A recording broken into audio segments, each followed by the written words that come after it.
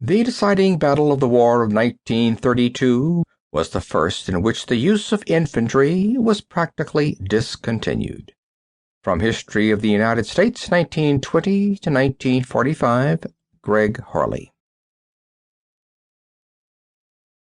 The persistent oily smell of fog gas was everywhere, even in the little pillbox.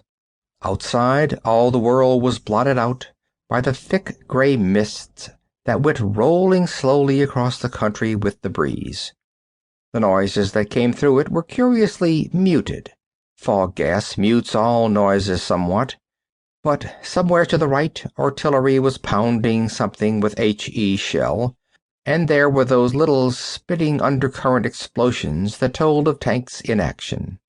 To the right there was a distant rolling of machine gun fire. In between was an utter, solemn silence. Sergeant Coffee, disreputable to look at and disreputable in mien, was sprawled over one of the gunner's seats and talking into a field telephone while mud dripped from him. Corporal Wallace, equally muddy and still more disreputable, was painstakingly manufacturing one complete cigarette from the pinched-out butts of 4 others. Both were rifle infantry. Neither had any right or reason to be occupying a definitely machine-gun section post.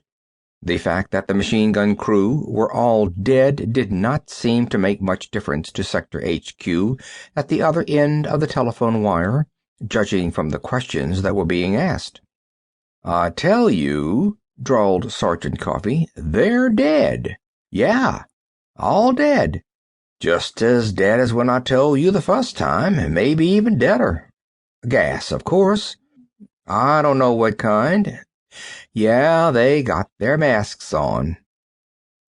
He waited, looking speculatively at the cigarette Corporal Willis had in manufacture. It began to look imposing. Corporal Wallace regarded it affectionately. Sergeant Coffee put his hand over the mouthpiece and looked intently at his companion.